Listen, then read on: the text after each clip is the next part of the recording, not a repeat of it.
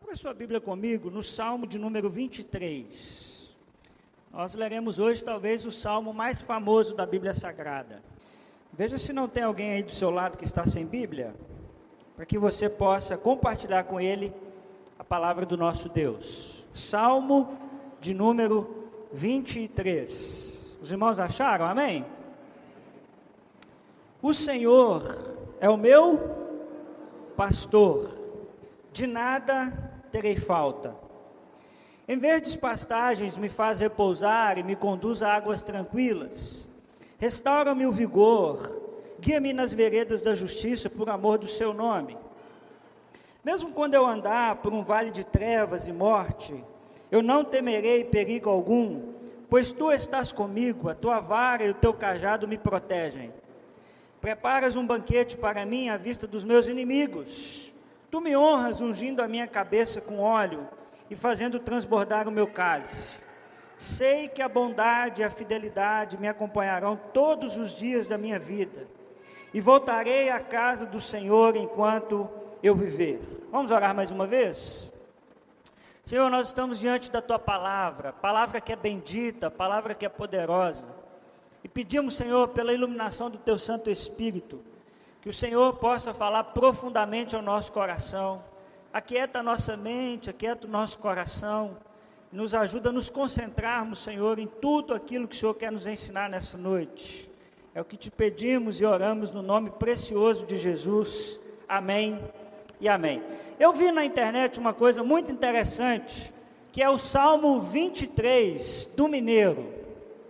Eu quero que os irmãos prestem atenção e vejam se tem a ver com aquilo que nós falamos enquanto mineiros. Olha lá. O Senhor é o meu pastor e nada há de me fartar. Ele me faz caminhar pelos verdes capinzá. Ele também me leva para os corgos de água calma.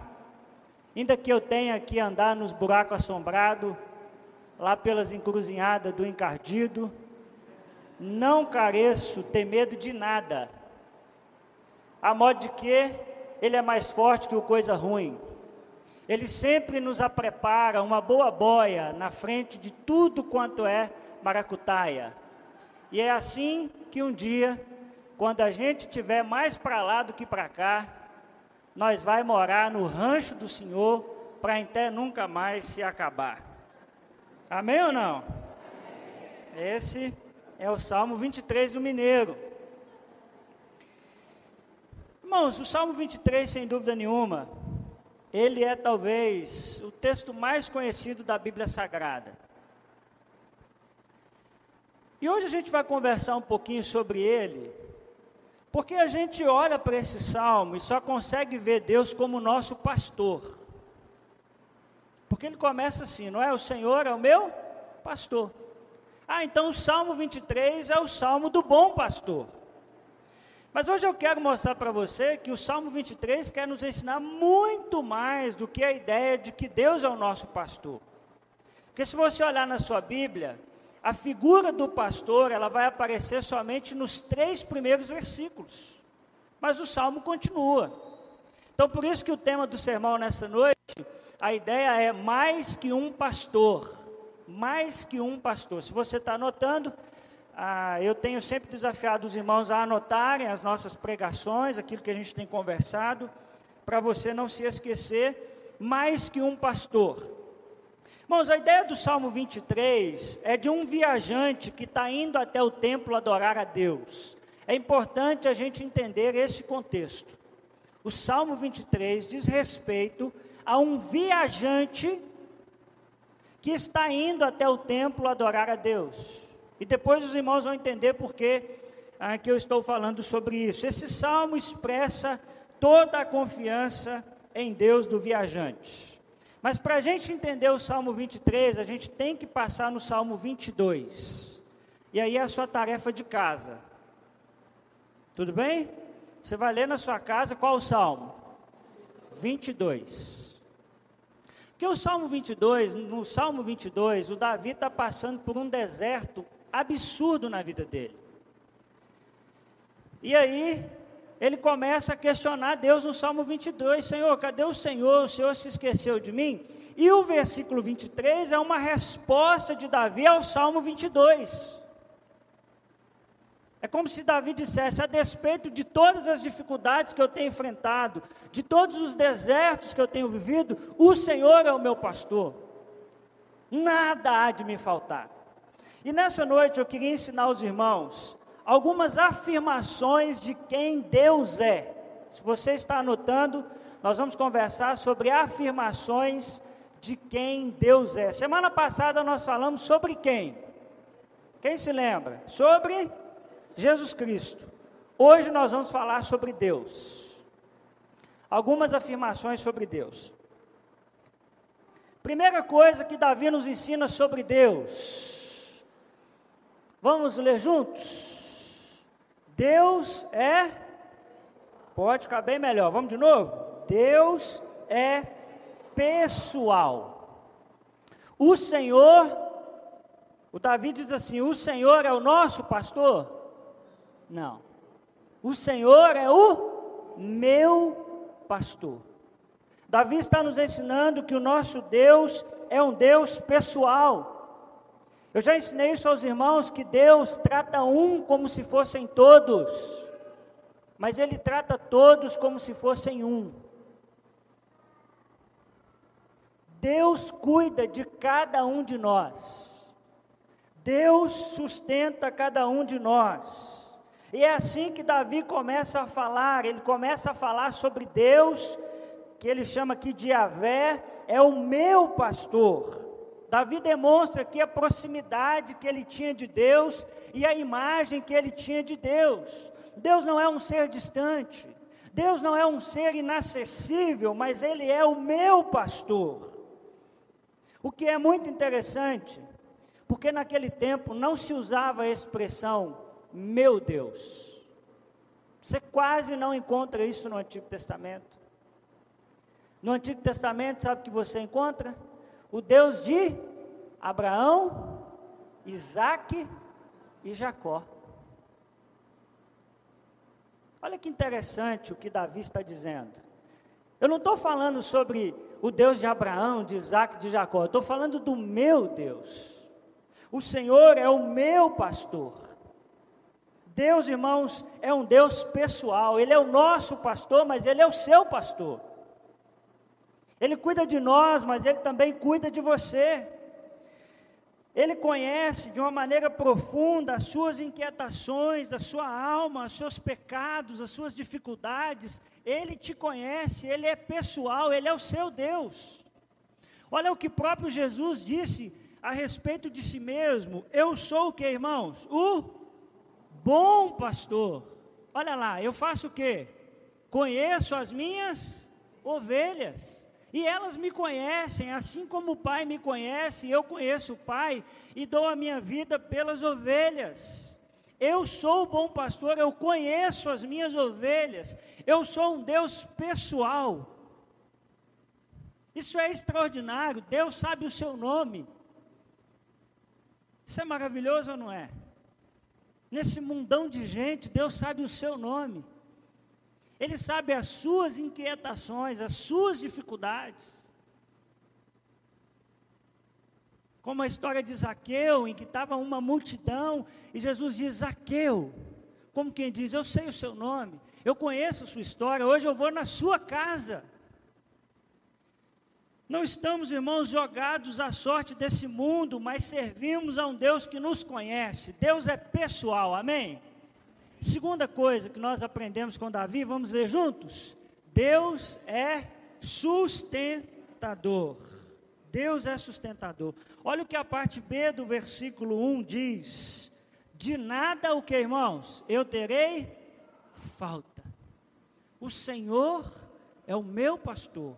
Ele é pessoal. E Ele me sustenta. Eu de nada terei falta. Essa é a ideia do salmista, quando ele diz que assim como um pastor de Israel cuida da sua ovelha, esse Deus trata da gente da mesma maneira, de forma que eu posso ficar tranquilo quanto à minha provisão. E o foco desse texto, irmãos, está em como nós reagimos diante da provisão que Deus nos dá. Porque uma coisa é verdade, a ideia de nada eu terei falta é subjetivo. Porque algo que não falta para mim, pode ser algo que vai faltar para você. Algo que eu não me importo, pode ser algo que você se importa, sim ou não? Então, de nada eu terei falta, é subjetivo de cada ser humano. Por isso que a gente vê gente que tem um montão de coisa e vive reclamando. Você conhece gente assim? Está com a vida financeira equilibrada, está com boa família, tem tudo que precisa, mas está reclamando. Tem gente lá com muita dificuldade financeira, dificuldade na família, mas está agradecendo. Por quê? Porque entendeu que Deus é o seu sustentador. Entendeu que quando o Senhor é o nosso pastor, nós não sentimos falta de nada. Por isso, irmãos, que eu gosto da ideia de que esse texto, uma boa tradução dele é: se o Senhor é o meu pastor, aquilo que eu não tenho, eu não preciso. Se o Senhor é o meu pastor, aquilo que eu não tenho, eu não preciso. Os irmãos creem nisso? Se o Senhor é o meu pastor, aquilo que eu não tenho, é porque eu não preciso. Faz sentido? Isso só faz sentido quando nós olhamos para Deus como nosso sustentador, como aquele que nos provê. E nós precisamos, irmãos, aprender a disciplinar o nosso olhar para perceber a provisão de Deus que está sempre diante de nós. O problema é que nós caímos no discurso secular de que ser abençoado é ter coisas, é ter casa boa, é ter carro bom. Mas a ideia do salmista é que Deus nos sustenta, e porque Ele nos sustenta, nós não temos falta de nada. Não é porque nós temos tudo que nós gostaríamos, mas é porque se eu não tenho, é porque eu não preciso. Há muita bondade de Deus ao nosso lado, nós é que temos que disciplinar o nosso olhar. Você já parou para pensar no simples ato de você comer? Quem gosta de comer aqui? Irmãos, comer é coisa boa, não é? Comer hambúrguer é melhor ainda, fala a verdade. Não deveríamos comer tanto, né? Mas que é bom, é bom. Para pensar nesse simples ato de você comer. Quanta coisa precisa acontecer no seu corpo? Você não parou para pensar nisso? Não, né? Mas eu tenho uma pós em filosofia, então tem hora que eu penso umas coisas que ninguém pensa assim. Mas esses dias eu fiquei assim, pensando, sabe, quanta coisa para a gente comer precisa acontecer no nosso corpo? Isso é bondade de Deus. Porque a gente come o dia inteiro, toda hora, e a gente não agradece por isso, mas é bondade de Deus. Quem está com filho aqui na igreja hoje? Faz assim. Para você ver, você está aqui tranquilo, seus meninos estão lá embaixo. É bondade de Deus ou não é? Bênção de Deus. Tem gente lá agora cuidando deles, que ficou durante a semana preparando aula, que ficou orando por eles. O que eu estou querendo te dizer com isso é que a bondade de Deus está ao nosso lado o tempo todo. A gente é que muitas vezes não percebe. Nós precisamos disciplinar o nosso olhar para ver quanta coisa boa Deus tem derramado sobre nós. E nós nunca podemos esquecer que a maior de todas as bênçãos é a presença do Senhor. Ah, meus irmãos, pode nos faltar tudo. Só não pode nos faltar a presença de Deus. De que adianta ter o mundo e não ter a presença do dono do mundo? Por isso que nós precisamos entender que o Senhor é o nosso pastor, é o seu pastor, mas Ele também é o teu sustentador. E de nada nós teremos falta, porque aquilo que a gente não tem, a gente não precisa. A gente confia no bom pastor. que Ele nos dará tudo aquilo que nós de fato precisamos. Amém, irmãos? Terceira verdade sobre Deus. Vamos ver juntos? Passa para mim aí, querido, que eu acho que a minha pilha aqui já foi. Vamos ver juntos? Deus sustenta as nossas emoções. Olha o que o texto vai dizer, versículos 2 e 3. Em verdes pastagens me faz o quê? Repousar e me conduz a águas tranquilas. E o versículo 3 diz que Ele restaura o nosso vigor. Deus sustenta as nossas emoções.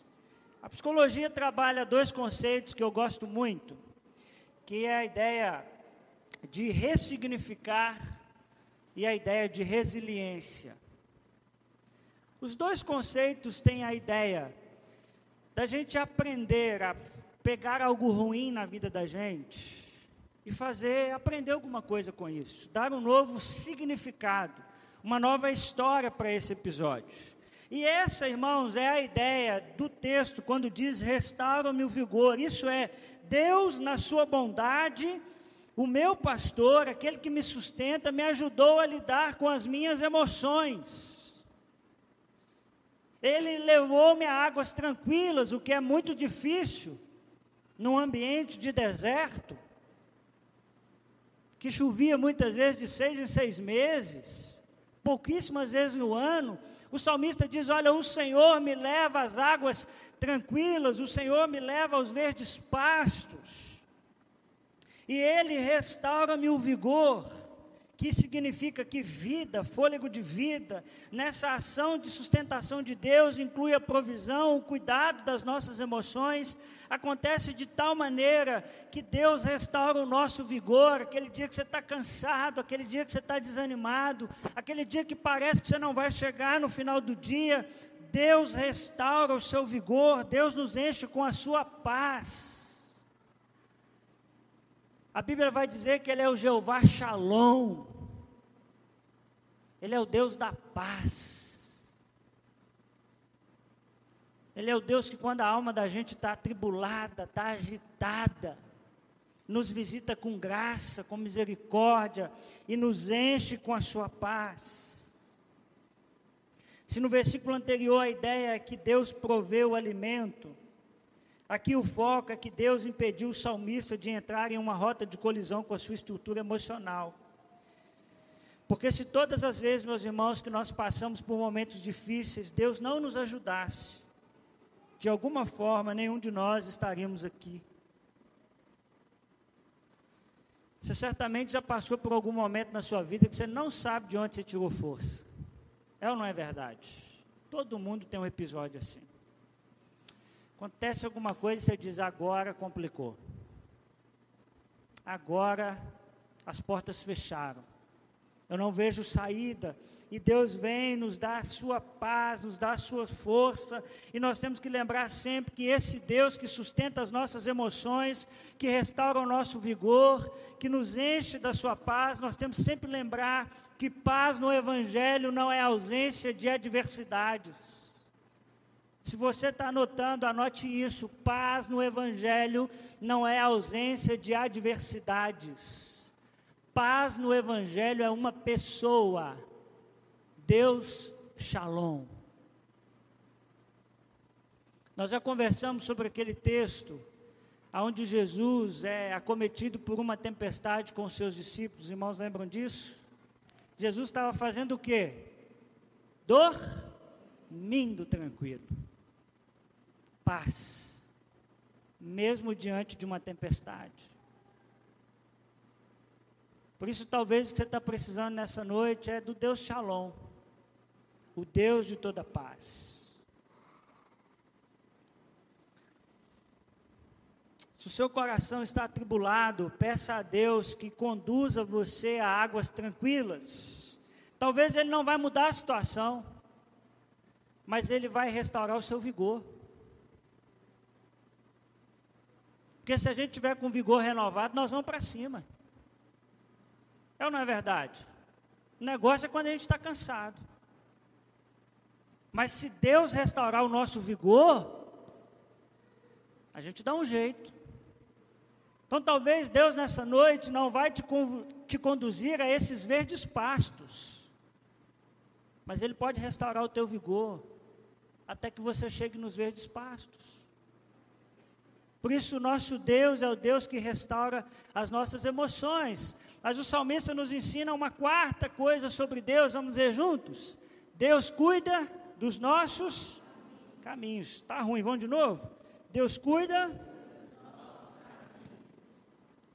dos nossos caminhos. E eu me molho. Olha o versículo 3 e 4. Guia-me nas veredas do que, irmãos? Da justiça, por amor do seu nome. Mesmo quando eu andar por um vale de trevas e morte, não temerei perigo algum, pois tu estás comigo. A tua vara e o teu cajado fazem o quê? Me protegem. Deus cuida dos nossos caminhos. Tem um outro negócio que eu me peguei pensando esses dias e eu queria que você pensasse um pouquinho. Presta atenção aqui. Onde você estaria se tudo que você pediu a Deus, Deus tivesse dado a você?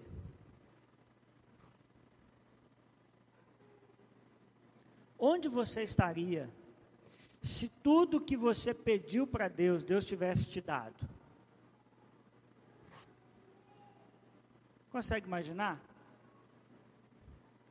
Provavelmente você não estaria com a sua mulher hoje. Quem aqui nunca orou por um namorado, por uma namorada, que você sabia que você ia casar com ele ou com ela, e você pediu para Deus, mas não aconteceu? Aconteceu isso já? Pensa se você tivesse casado com essa pessoa hoje.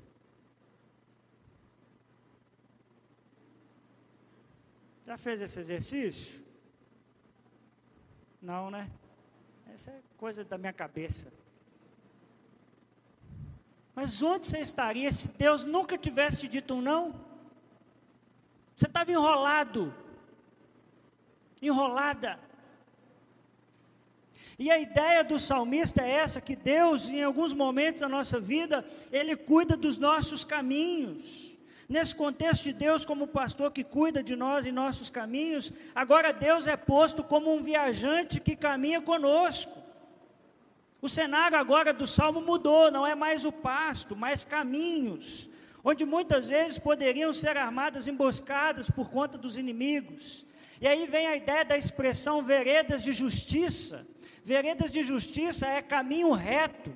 A ideia do salmista é que o Senhor nos guia em caminhos retos. Porque eu não sei se você sabe como é uma ovelha. Já assistiu algum documentário sobre ovelha? Também não, né? Meu gosto é bem diferente pelo jeito dos irmãos. Mas ovelha, desculpe a expressão, é um bicho burro, bobo. Ovelha, qualquer coisinha, ela cai no buraco, ela se enrola na cerca. Por isso que a ovelha precisa de pastor, porque o pastor vai conduzindo as ovelhas. Se alguém deixar as ovelhas soltas, chegar no final do dia não tem nenhuma mais, porque elas fazem cada coisa absurda. E a ideia aqui do salmista, é por isso que Deus é o nosso pastor. Eu sou, irmãos, co-pastor, viu? O pastor é Jesus. Quem precisa guiar você é Jesus. É Jesus de Nazaré. Eu estou tentando ajudar Jesus, mas o nosso pastor é Jesus. É Ele que diz quais são as veredas de justiça que nós caminhamos, qual é o caminho correto. O salmista reconhece que poderia ter entrado em muita roubada, mas Deus o ajudou. Essa é a ideia do salmista, quando ele diz sobre veredas de justiça. Diz, olha, eu teria entrado em cada caminho, eu teria tomado cada decisão, mas olha, Deus foi bondoso, e Deus me colocou no caminho, na vereda da justiça. Deus nos livra, irmãos, de caminhos que muitas vezes nós não percebemos. Só depois é que você percebe, quando você percebe. Por isso que em muitos momentos, você percebe isso, geralmente, quando passa por um certo momento, e depois de algum tempo você olha para aquela situação e percebe que teria sido um grande erro ter entrado por aquele caminho, feito aquele negócio, se casado com aquela pessoa e etc. Talvez você não estava com esse marido bonito que você está hoje, com essa mulher bonita que você está hoje. Você estava enrolado, enrolada.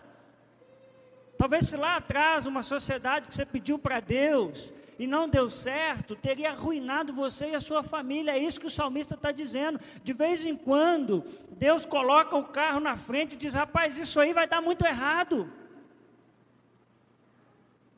E aí o salmista diz uma coisa interessante: guia-me nas veredas da justiça, por amor a quem? A você? É isso que o texto diz? Por amor do seu nome.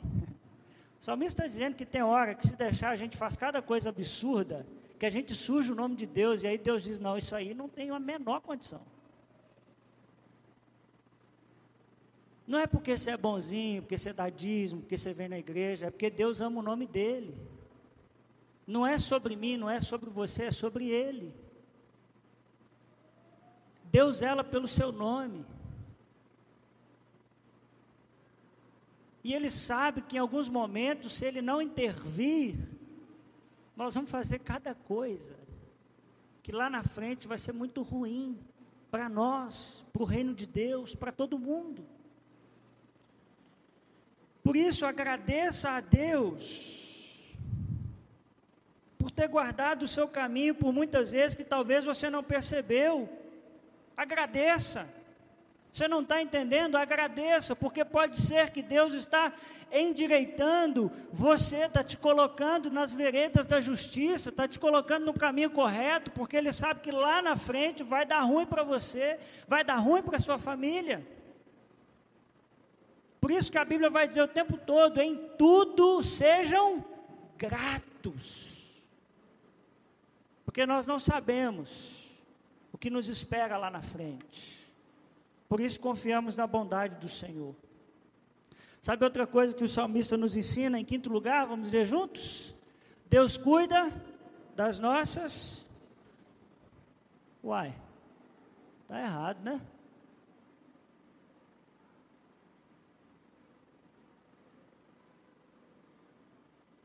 Desculpa, irmãos, isso está errado. Anote aí: Deus nos dá mais do que pedimos. Versículo 5.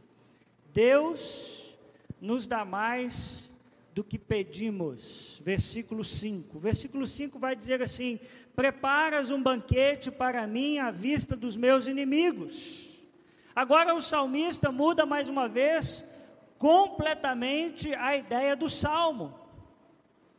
O salmista agora não fala mais de ovelha, a metáfora mudou. A ideia agora é de um convidado de honra que é recebido por anfitrião em uma situação particular. Nós conversamos sobre isso aqui também, que no Antigo Oriente Médio, as alianças eram muitas vezes celebradas como uma refeição que expressava vínculos de amizade. E ele está dizendo: olha, Deus prepara um banquete para mim à vista dos meus inimigos. Ou seja, Deus muitas vezes nos dá muito mais do que nós pedimos. E inimigo na Bíblia não é o seu vizinho que botou uma janela para o seu lado lá, não.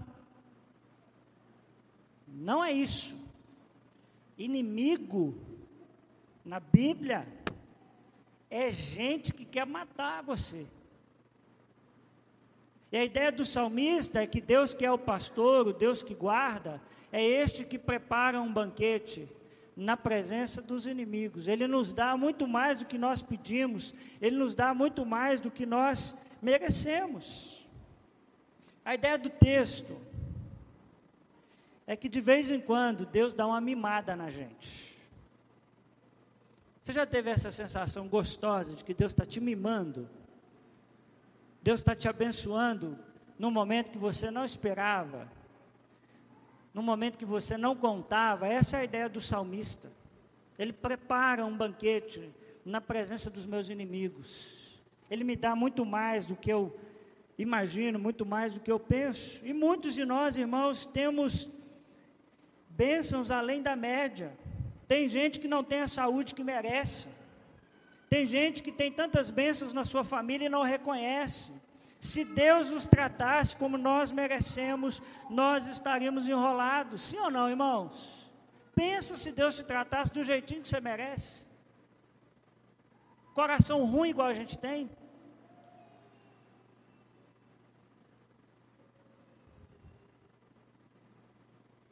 Deus nos dá mais do que nós merecemos.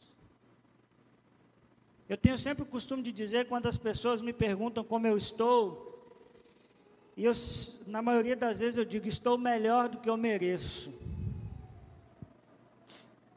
Algumas pessoas, eu percebo que elas se assustam, né? Como assim um pastor dizer que ele está melhor do que ele merece? Eu sou igualzinho a você, meu irmão. Eu tenho minhas lutas, meus pecados, eu luto com aquilo que recebi dos meus pais, da minha família, e que se Deus me tratasse como eu mereço. Por isso que diante do maior deserto que eu possa viver, eu ainda estou melhor do que eu mereço. Deus sempre nos trata com bondade, com graça. Por isso aprenda a ser grato. Deus tem dado a você infinitamente mais. Olha o que Paulo vai dizer em Efésios capítulo 3, versículo 20. Aquele que é capaz de fazer o que, irmãos? Infinitamente mais do que tudo o que pedimos ou pensamos, de acordo com o poder que atua em nós, muito mais do que pedimos ou pensamos. Uma sexta coisa que nós aprendemos sobre Deus com o salmista, vamos ver juntos? Deus é bom e fiel. Versículos 5 e 6. Tu me honras ungindo a minha cabeça com óleo e fazendo transbordar o meu cálice. Sei que a bondade e a fidelidade me acompanharão todos os dias da minha vida. Eu já ensinei isso para os irmãos que ungir com óleo no Oriente Médio era sinal de quê? Quem lembra? Nós estudamos aqui um texto onde aquela mulher ungiu os pés de Jesus. A unção era sinônimo de quê? Alguém lembra? De honra. Sinal de honra. Toda vez que alguém era ungido era sinal de honra. E aqui a ideia é essa, né? Como se o salmista dissesse, Deus me recebe como um convidado especial, Ele é bom. A ideia de o cálice transbordar é fazer multiplicar a alegria. O salmista é tratado como um convidado de honra da parte de Deus. Deus é bom e Deus é fiel. Bondade e fidelidade são características do nosso Deus. E deixa eu te ensinar uma coisa, bondade é para todo mundo. Deus é bom com você, Ele é bom com o drogado lá que mora do lado da sua casa, Ele é bom com todo mundo. Mas Deus é fiel aos seus filhos, tem diferença. O compromisso de Deus é com o seu povo. E o salmista faz questão de dizer que a bondade e a fidelidade do Senhor vai fazer o quê? Me acompanhar todos os dias da minha vida. E quando a gente vai, irmãos, para essa palavra, acompanharão no original, é muito interessante, porque a ideia lá no hebraico é de perseguir. É igual quando a Bíblia vai contar uma história de um povo que está perseguindo o outro. A palavra é a mesma, que aqui foi traduzida como acompanharão. A ideia do salmista é que a bondade e a fidelidade do Senhor persegue a gente. É como se a gente corresse e a bondade e a fidelidade do Senhor também corresse atrás de nós. Nos seguirá todos os dias da nossa vida. Preste atenção, nós não precisamos correr atrás das bênçãos de Deus. Preste atenção nisso, porque é o que é mais pregado na televisão. Vem fazer sacrifício, vem para a campanha, porque Deus vai te abençoar. O salmista está ensinando o contrário, as bênçãos de Deus nos perseguem, elas nos acompanham. bondade e fidelidade. Você não precisa correr atrás das bênçãos de Deus, elas correrão atrás de você, por causa da bondade, da fidelidade de Deus. Você já teve essa experiência de ficar sem graça, diante de tanta bondade e fidelidade de Deus em algum momento da sua vida? Essa é a ideia do salmista. Deus me persegue com a sua bondade, com a sua fidelidade. E nós podemos crer, irmãos, que diante da nossa caminhada com Deus, Deus há de cuidar de nós. E a última coisa que o salmista nos ensina, vamos ler juntos? Deus espera uma resposta. Está na parte B do versículo 6. E voltarei à casa do Senhor enquanto eu viver. Os irmãos lembram que no início eu falei que a ideia é de um viajante que quer chegar até o templo para oferecer seu sacrifício?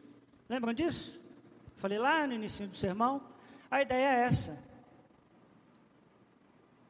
Diante de tudo que Deus é, diante de tudo que Deus faz, eu quero dar uma resposta para Deus, e a minha resposta é que todos os anos, todos os dias que eu puder, eu voltarei à casa do Senhor. Eu vou fazer a minha peregrinação, eu vou sair. Naquele tempo eles saíam de uma cidade e iam até a cidade do Senhor para prestar o seu sacrifício. Ele está dizendo, todos os dias, todos os anos que forem necessários, eu voltarei lá, eu responderei à bondade e à fidelidade do Senhor com gratidão. Quando ele olha para esse Deus, ele tem um desejo: ficar com Deus para sempre.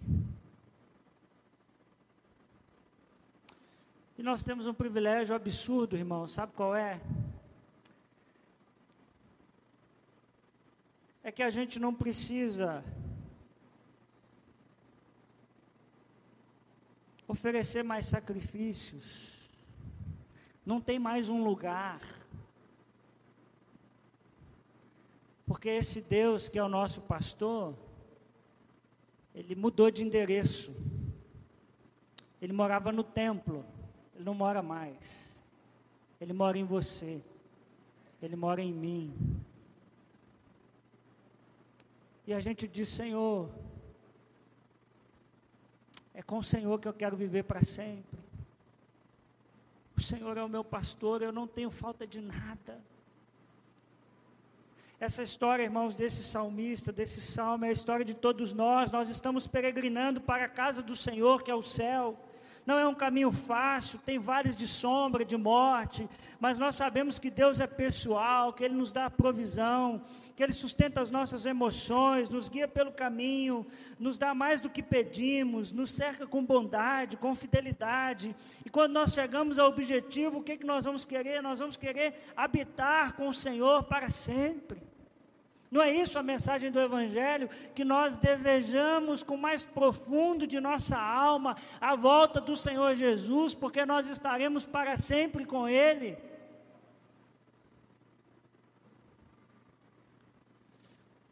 Por isso eu queria que você levasse isso para a sua casa. Se o Senhor é o meu pastor, aquilo que eu não tenho, eu não preciso. Para de reclamar, meu irmão. Para de olhar seu vizinho.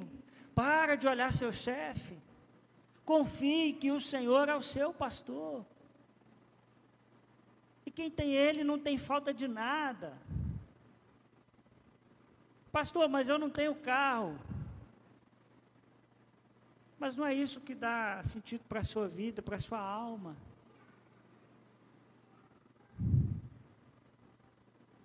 Nós vamos terminar a celebração dessa noite cantando esse salmo. E aí o refrão dessa música vai dizer exatamente isso. Se o Senhor é o meu pastor, aquilo que eu não tenho, eu não preciso.